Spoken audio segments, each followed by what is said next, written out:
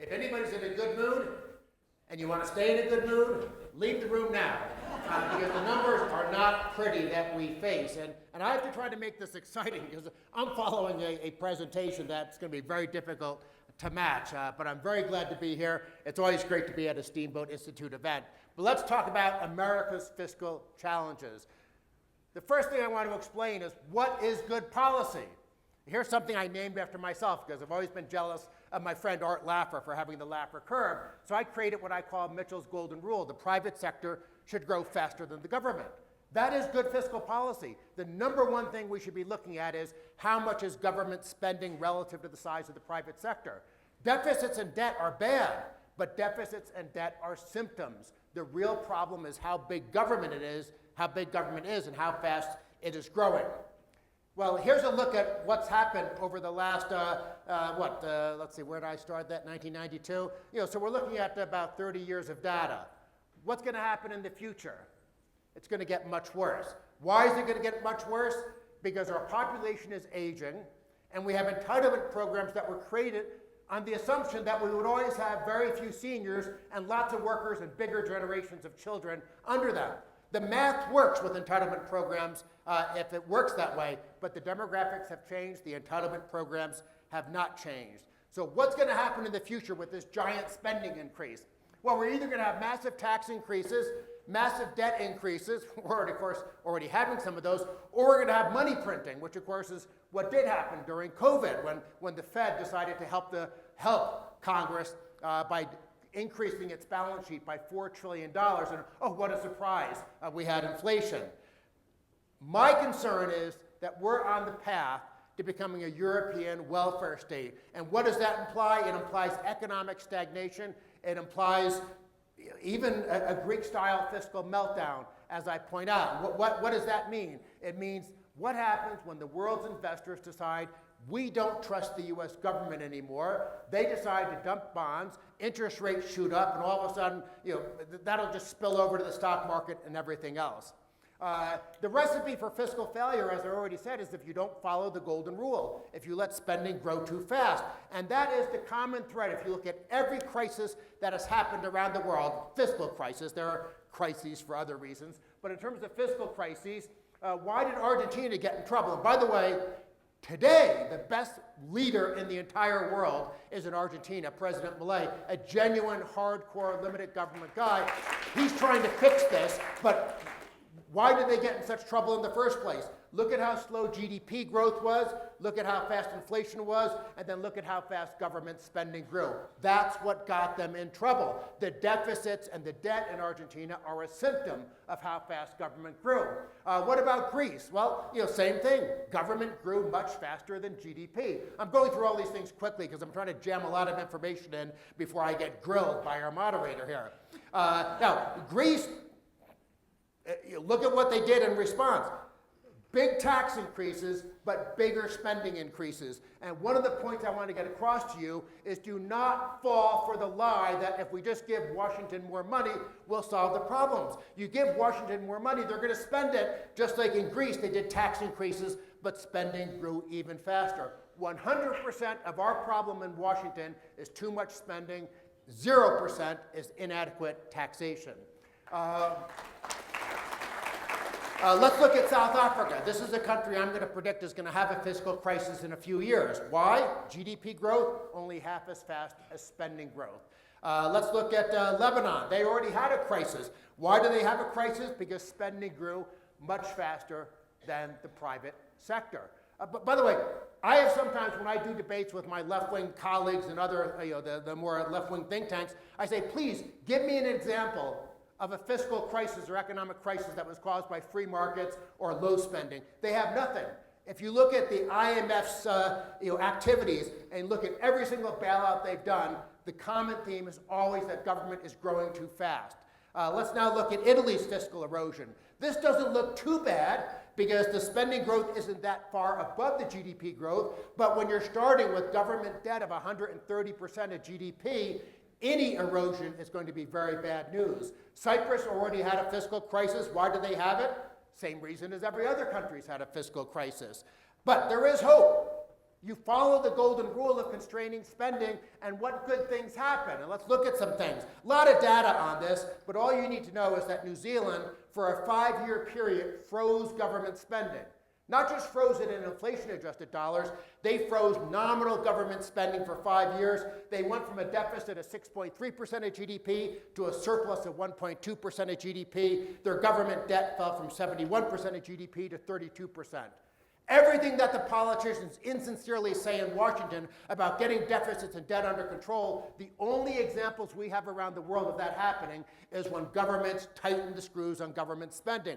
Here's Ireland, back in the 1980s. They had a 4-year spending freeze. What happened? Well, first of all, most importantly, the burden of government spending fell by about 15 percentage points of GDP, but they went from a deficit of 10.3% of GDP to a deficit of only 2% of GDP. Canada in the 1990s, a 5-year, not a spending freeze, but spending only grew 1% a year. What happened? Government spending burden went from 52.5% of GDP to 43.5% of GDP. Again, that's the most important variable.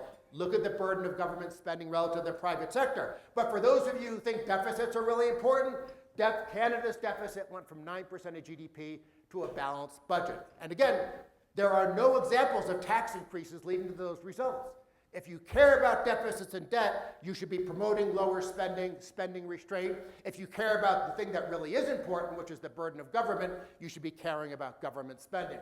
Sweden in the 1990s limited government growth at 2% a year. Not as good as Canada, not as good as New Zealand, but still government grew much slower than the private sector. What happened? The burden of government fell by almost 15 percentage points of GDP, and the deficit went from 8.5% of GDP to a surplus of 1.4% of GDP. In other words, as I already said, the problem is spending. That's what we have to deal with.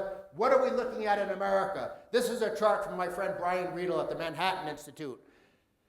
$119 trillion of projected deficit over the next 30 years. What's it being caused by? The rest of the budget, $3 trillion. The two big entitlement programs, what's that? $116 trillion. We have to address entitlements. And it's very disappointing, not surprising, but disappointing that Kamala Harris wants to expand entitlements. But you know what? It's very disappointing that you have Republican leaders saying we're not going to touch them. Because what they're saying in effect is, I'm going to kick the can down the road. I don't care if America has a fiscal crisis in the future. That's what we're looking at. I mean, those three alternatives I gave you earlier, there is no evading them. Massive tax increases, massive debt increases, or massive money printing. That's what is going to happen, guaranteed, if we ignore the problem on the screen right here. Now, I already said tax increases are not the solution. Milton Friedman said it, I think, better than I could ever say it. I won't even, well, I'll read it just in case people in the back have my bad eyesight. History shows that over a long period of time, government will spend whatever the tax system raises, plus as much money as it can get away with. And I want to show you some real-world evidence on this before wrapping up. Here's a look at a 5-year average of the burden of government, the burden of taxes in Europe from basically 1965 to 1969, and then also the 5 most recent years. You can see that the burden of taxes in Europe has jumped enormously, 15 percentage points of GDP. By the way, the main reason for that was the value-added tax. If a politician ever suggests that a value-added tax is a good idea, find some tar and feathers right away. And if it's a Republican, go one step further and hang them from the nearest tree. I guess I shouldn't, I'm joking, of course. But anyhow, what do we know from Europe? Giant increase in the tax burden. What else do we know from Europe? Well, government debt back in the late 60s, and I took a 5-year average so no one could accuse me of cherry-picking one year that made my numbers look a certain way. So government debt was 45% of GDP in the late 60s, on average, in these countries of Western Europe. They had this giant tax increase, which we can already see on the left side of the screen. Who thinks that they used all that giant increase in taxes to lower deficit and debt? Raise your hand. Does anybody think that happened? Well, good. This is a very smart audience. What actually happened is Government debt doubled to 90% of GDP. They spent every single penny, and then they spent a whole heck of a lot more. You do not cure alcoholics by giving them the keys to a liquor store. You do not cure overspending by giving politicians more tax revenue. I love using this little cartoon strip, especially, this is a more older audience, so you're familiar with the Peanuts cartoon strip. Sometimes when I'm teaching or something like that, people have no idea what this, the Lucy and Charlie Brown and the football refers to. But this is what happens when Republicans get suckered into some sort of budget deal with tax increases. The taxes go up, the spending savings are overwhelmingly phony, and then they evaporate within 2 years anyhow. But I want to close with a tiny bit of optimism because I don't want people committing suicide tonight. There have been points in time when good things have happened, at least on the Republican side of the ledger. During the Reagan years, we had genuine spending restraint. Total spending fell by 1 percentage point of GDP during his reign. Most importantly, domestic spending fell by 2.5 percentage points of GDP. And again, that's the problem. We have a domestic side of the budget that's growing too fast. That's a very underappreciated triumph of Reagan. Also, after 1994, the election of the Republicans took over, there was a 4-year period where government only grew by an average of 2.9% a year. Not as good as Sweden, not as good as New Zealand or Canada or Ireland, but nonetheless, because the private sector was growing much faster, total spending fell by 2 percentage points of GDP, and we went from a budget deficit to a budget surplus. The last time we had a budget surplus, it only happened because there was spending restraint. And then also, during the Tea Party era, the last time Republicans at least pretended to be serious about the budget, between 2010 and 2014, the overall spending burden dropped by 4 percentage points of GDP, in part because there was a sequester. But also, that was the last time Republicans were serious about entitlement reform. The Paul Ryan budgets, and for some godforsaken reason, people now think Paul Ryan was a bad guy. He was the last Republican leader who was serious about saving us from the giant future fiscal crisis we're facing. Now, you can maybe disagree with him on some other issues, that's fine. But he had the right idea. He didn't do Social Security reform, but he had genuinely good Medicare and Medicaid reform. Republicans, if we don't want to become Greece, should go back to that. So, are there any reasons for hope? We're not going to get good fiscal policy for the next 4 years. Trump was not good on spending when he was in office. I don't expect him to be good if he returns to office. And Kamala Harris is basically saying, well, the $5 trillion spending and tax increases that Biden proposed, those are now my ideas. I'm going to commit suicide. I'm not worried about you guys anymore. It's very depressing as a fiscal wonk, but maybe something good will happen after 2028. And let's keep in mind, we did survive the Carter years. The young people here won't know what that's about, but the older guys here will certainly know. So with that, I hopefully haven't gone too far over my 15 minutes, but I wanted to vent my spleen and talk about the problems we have. And now I'm perfectly happy to be grilled by both our moderator and the audience. Well, thank you very much. And also make sure if you guys do want to submit questions, you should have a QR code on your table, and I'll be able to track those responses up here on the iPad. So first, let's talk about entitlement reform. Obviously, a very big part of this. Last year, major entitlement programs, Social Security, Medicare, Medicaid, made up more than 50% of all federal spending. How do we go about even touching those programs? Obviously, you mentioned that both parties seem reluctant to do so, but what are some practical steps that lawmakers or other policymakers could take to start reforming those entitlement programs? Well, there's 3 big entitlements. I mean, total entitlements are like 70% of the budget. But if you look at the big 3, Medicaid, Medicare, Social Security, Medicaid, I think, is the simplest. And we actually came close to this during the Trump years. That is one entitlement that I have some hope for reform if he gets back to the White House. And all we have to do is follow the welfare reform we did under Bill Clinton. Block grant it, return it to the states, and then have a statutory limit on how fast the block grant grows. We shouldn't have the federal government involved in trying to provide health care anyhow. Do it at the state level, not at the federal level. So Medicaid reform, very simple solution, modeled after welfare reform, which was very successful.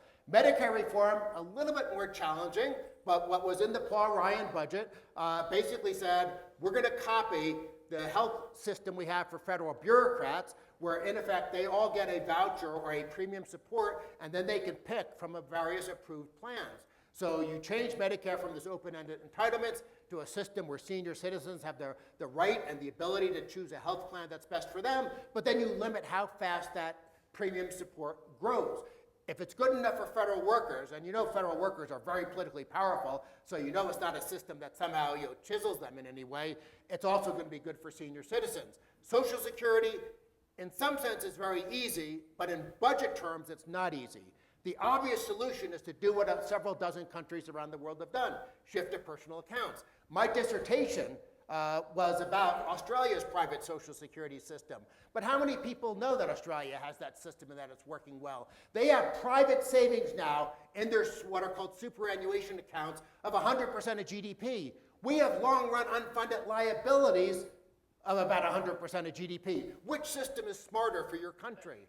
But also, which system is smarter for senior citizens? Do you want to build up a big nest egg and live off those savings and have something to pass on to your kids? Or do you want to rely on promises from politicians when the long-term demographics are a nightmare? How many people know that Denmark, that the Netherlands, that Sweden, that Switzerland, you have all sorts of European countries that have shifted to personal retirement accounts. Now, normally I make fun of Europe for the welfare state, but they've sort of sobered up, at least a few of them.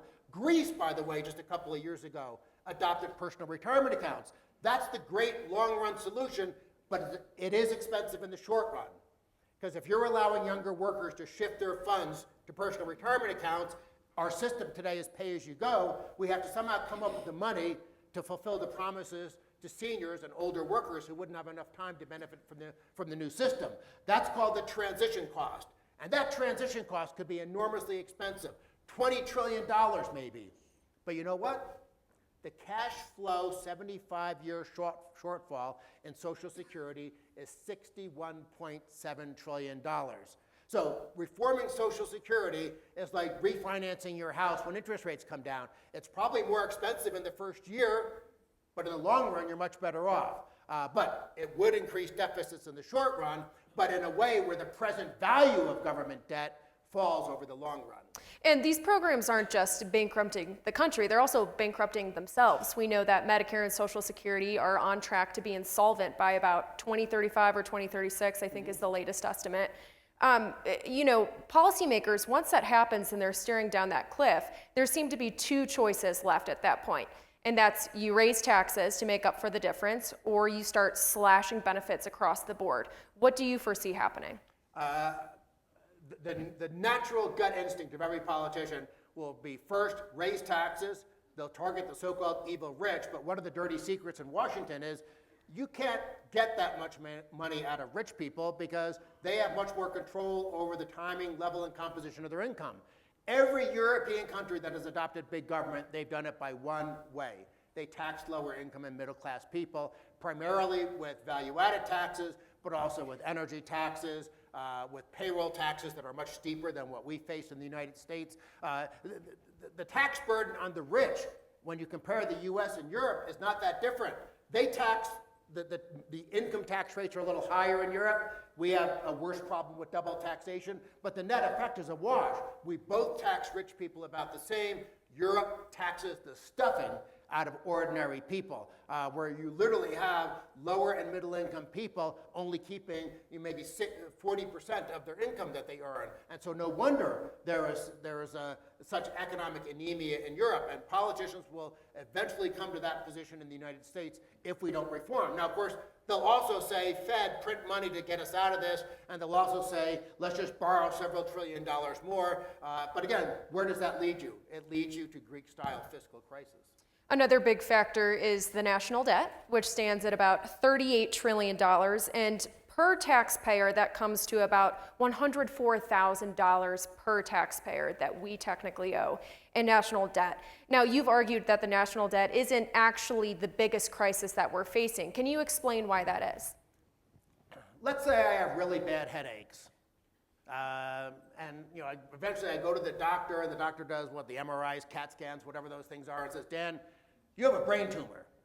Do I say to the doctor, can you give me aspirin for my headache? Well, maybe I do. It's no fun to have a headache, but guess what my number one problem is? The number one problem is the brain tumor that's causing the headaches. Government spending growing too fast is the reason we have this huge debt. Control government spending, as those examples I showed you, Sweden, Canada, New Zealand, Ireland, I mean, even the US between 2010 and 2014, there are periods where we've done a good job of controlling government spending. Debt falls. I hate to put a little bit of optimism in this, but let me give you something that's positive. At the end of World War II, we had government debt as a share of GDP about equivalent to what we have today. If you fast forward about 30 years after World War II, we did not reduce that government debt in nominal terms, but we didn't let it keep going up. But the economy was going up. And guess what? Government debt fell from over 100% of GDP. I think by the time we got to our low point, it was like 35% of GDP. So it's not like we have to pay off the debt.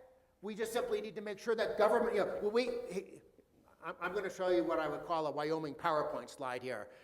We've had government spending growing like this, but the private economy growing like this. We need to flip those lines around. We flip those lines around, maintain fiscal discipline, let the economy grow faster than the government, and guess what? Government debt as a share of GDP is going to fall, and it's going to fall every year, oftentimes by significant amounts. I mean, think about it this way. When we all got out of college and we're just starting out, and if we had $20,000 of credit card debt, that would have been a big nightmare for our personal budgets. But if you're well established in business, you're at your peak earning years, and you have $20,000 of credit card debt, it's probably trivial in terms of your cash flow. We need to make sure that the income of the country, not the income of the government for heaven's sake, but we need the income of the country to go up and then keep the burden of government down. That will shrink the burden of spending and the burden of debt as a share of GDP. And again, I want to stress, the number one fiscal variable that is important is government spending as a share of GDP. You bring that number down by having the private sector grow faster than the government. And again, all the empirical evidence in the world shows that that is the only strategy that succeeds. And by the way, I'll say something else. There have been all sorts of empirical and academic and scholarly investigations as to what sort of fiscal rules actually work. The only fiscal rule that has ever worked, according to research, and by the way, I'm talking about research from normally left-leaning bureaucracies like the OECD and the IMF, not to mention what academics are doing, and they normally lean left. A balanced budget amendment doesn't help. I'm happy to have that, but if a balanced budget amendment simply means that politicians say, well, we have no choice but to raise taxes, you're not solving any problem. The only fiscal rule around the world that has ever been successful are spending caps.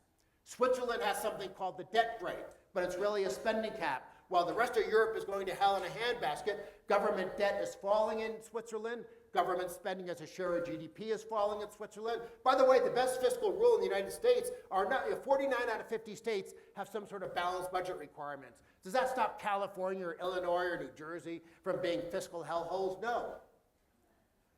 The best fiscal rule we have in America, although it's been weakened, but it's still good, is Colorado's Tabor, because Colorado's Tabor is a spending cap. So you need to fight very hard, because the big spending lobbies in Colorado are always trying to further weaken it. And they've already had this giant loophole in terms of saying fees aren't taxes and stuff like that. But for heaven's sake, don't let them weaken it more. It's the best thing we have in the United States. So one of our audience questions is it possible for private sector growth to increase enough to cover the burden of the national debt and of government spending? Because you did mention that Trump was a big spender. However, the economy under his administration was significantly better than it has been under Biden's, in large part because he cut regulations. He encouraged private sector growth. So is there hope moving towards that path? There's no question that faster private sector growth is very important. But keep in mind that Social Security benefits grow in line with wages, not with inflation. So if your private economy is growing, that means wages are growing, which means future Social Security benefits are growing. And healthcare, no matter how fast the economy grows, we have had a long-term problem of healthcare spending growing faster than inflation. Now, in part, that's because we have a pervasive problem of what's called third-party payer, where government or private insurance companies pay most of our healthcare bills. 90% of healthcare expenses in America are paid for by someone other than the consumer. Well, let's think about it this way. If you say, well, Dan, I think you did a good job. So why don't you go out and get dinner tonight, and I'm going to pay 90% of whatever you spend. Am I going to McDonald's, or am I finding the fanciest steakhouse? You're paying 90% of the cost. I'm finding the fanciest steakhouse in town. That's the problem with our healthcare system. I have 3 kids. They're all grown and out of the house now, but when they were young, strep throat, earaches, whatever, always going to the pediatrician. I never looked at bills because I had private insurance that, in effect, worked the same way as Medicare and Medicaid. I was not paying the cost. We need to go back to consumers being directly in charge of their health expenses for everything other than catastrophic unexpected expenses. But that's difficult. I mean, think about it this way. Some politician comes to you and says, I want you to pay more of your health care. Unless you actually understand healthcare economics, you're going to think that politician is not on your side. But that's exactly what we need in this country. We need people, because we pay out of pocket for our grocery bills. Do grocery bills go up faster than the overall prices? No. We pay out of pocket for consumer electronics. Do consumer electronics grow faster than the overall price level? No. If Mark Perry of the American Enterprise Institute has a great, he calls it the chart of the century, and he maps different categories of spending, and he shows the ones that are growing faster than inflation and the ones that are growing slower than inflation. And it's always the areas where government provides subsidies. Think higher education, think healthcare. Those are always the areas where things grow faster. By the way, Kamala Harris has this idiotic new idea, $25,000 to help people buy houses. You know what's going to happen? House prices are going to go up $25,000. In the same way that when government started providing student aid, tuition skyrocketed. And then universities, did they use it to improve education? No, they hired all sorts of bureaucrats and DEI nonsense and stuff like that. Government is never the solution unless you're trying to sabotage a country. So let's talk about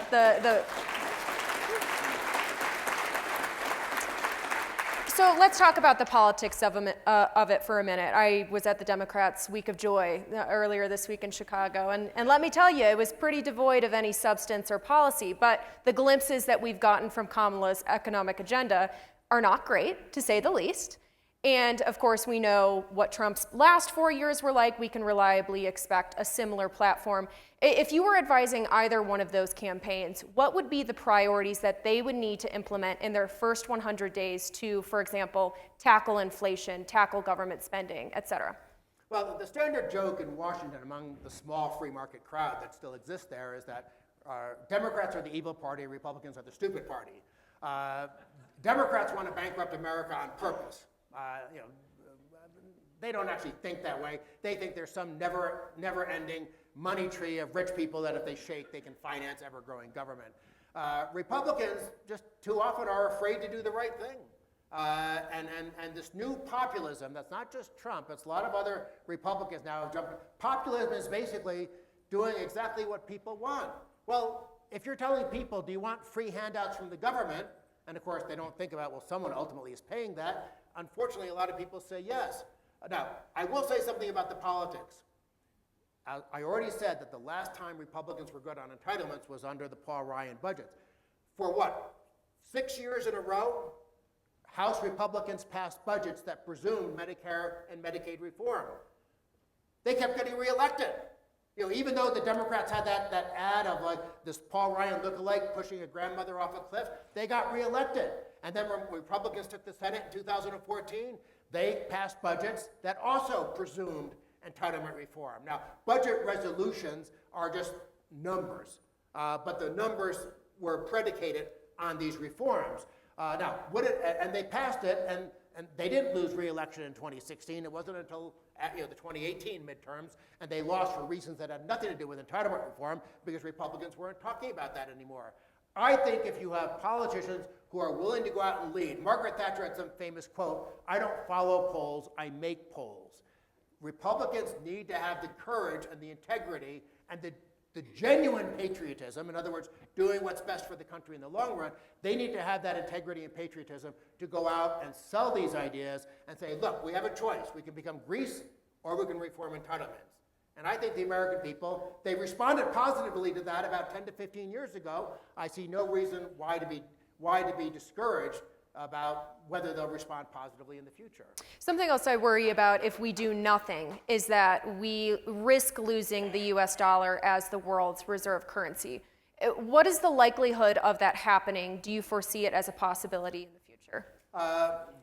Francois Mitterrand, or maybe it was D'Estaing, some former French president called the US dollar, being the world's reserve currency, an exorbitant privilege. It enables us to borrow cheaper, which in some sense is bad. It gives politicians an excuse to keep spending. It is good for our economy to have the dollar as the world's reserve currency. Irresponsible economic policies threaten that. But you know what? It's sort of like being the tallest midget in the circus, or a little, whatever. I don't want to be politically incorrect. But it's sort of like, I don't know, whatever analogy works. I don't want to offend anyone.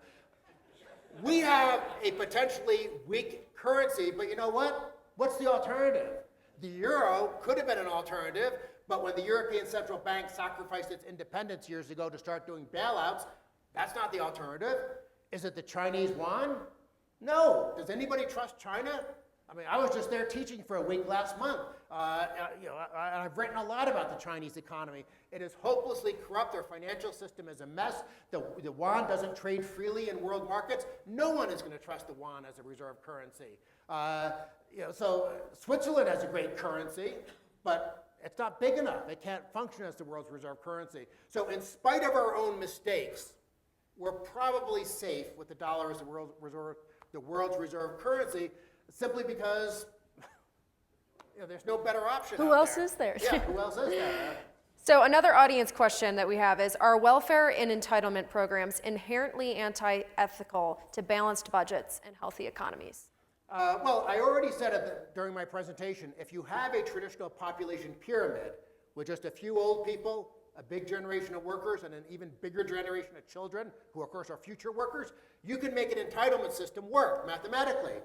As a libertarian-friendly type person, I still would object to it, but mathematically it can work. Well, the problem is we're now living longer, and now that I'm a senior citizen, I like that idea, and we're having fewer children, which is, people should have as many children as they want, but as our population pyramid is morphing into a population cylinder, that means our entitlement programs fundamentally don't work. And that's why in that Brian Riedel chart, the $119 trillion of long-run unfunded liabilities and future debt that's baked into the system, $116 trillion of it is Social Security and Medicare. Now, by the way, there's a difference between what are called earned entitlements and just welfare, or means-tested entitlements, as budget wonks call it. A means-tested entitlement is something like welfare, like food stamps or welfare. Oh, you have inadequate income, the government's going to give you money. With Social Security and Medicare, we have paid into that program.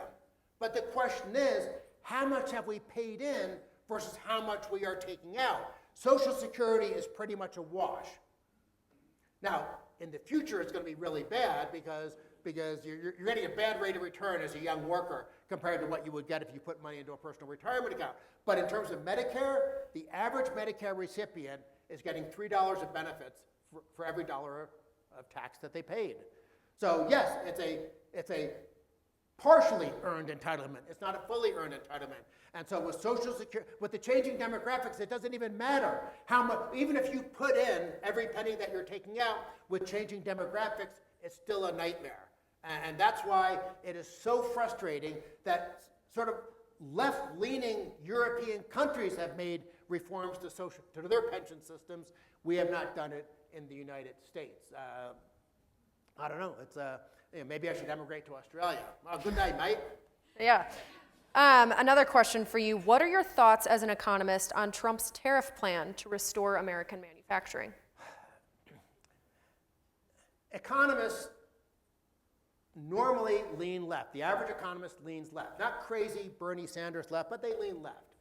Most economists fixate on so-called market failures.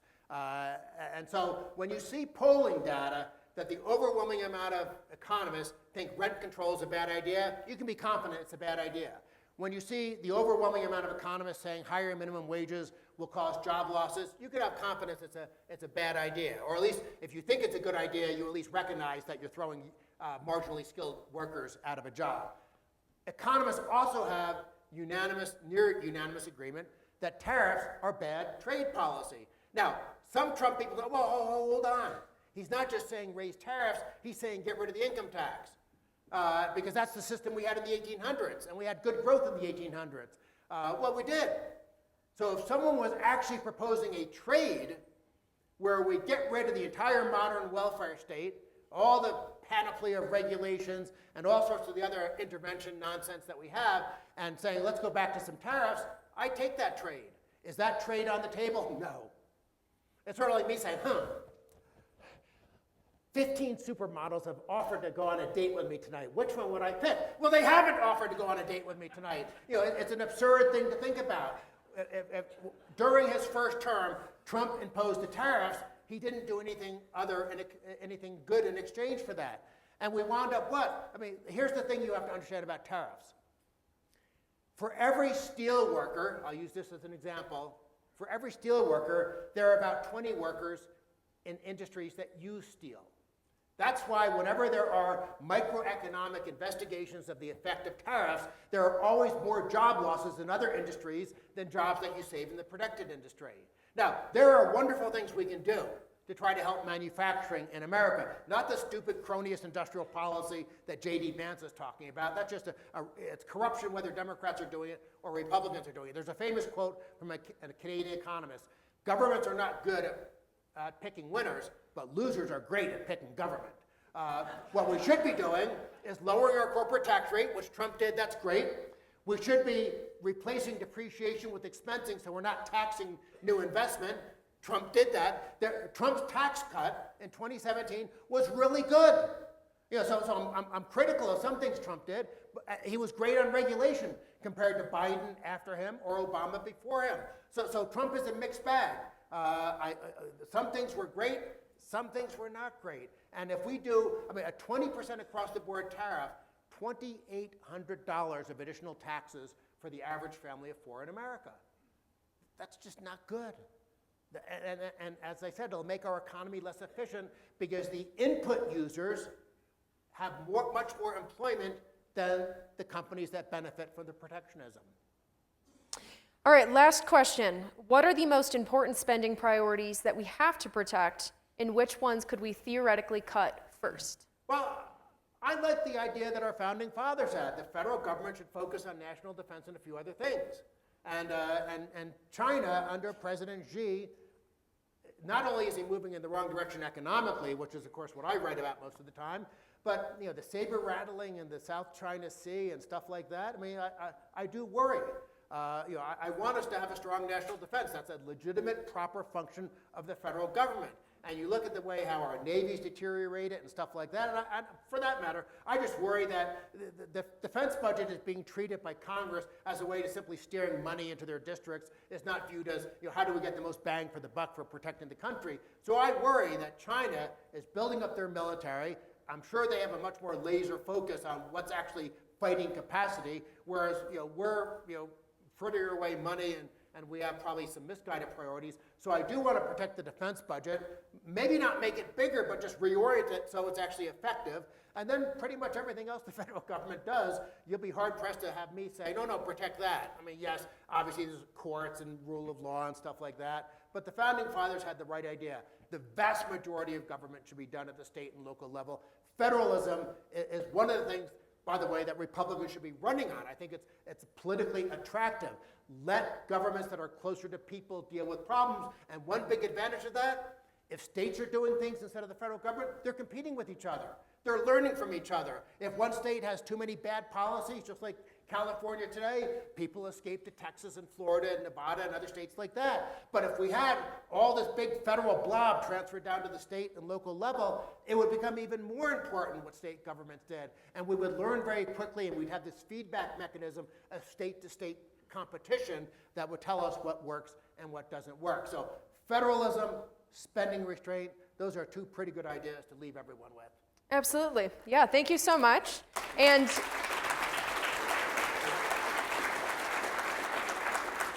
of course, the situation is bleak right now, but there is hope, as you've laid out. And one of the aspects of that hope is we all get to go home, and in a few months, we get to vote for candidates who actually prioritize these things. And we get to look for other candidates to run for office who would bring back fiscal conservatism in that way. So there's some homework for all of us. How about that? Yes, and I do have copies of my book out there that I wrote with my friend Les Rubin. It explains in much greater details, but in a very accessible way, not a lot of stupid economic jargon. It explains the fiscal mess that we're in. I don't get any royalties out of it, so I'm not pimping the book to line my own pockets. I'm pimping the book because if you read that, you will know more than 99% of politicians, which admittedly is a low bar to clear.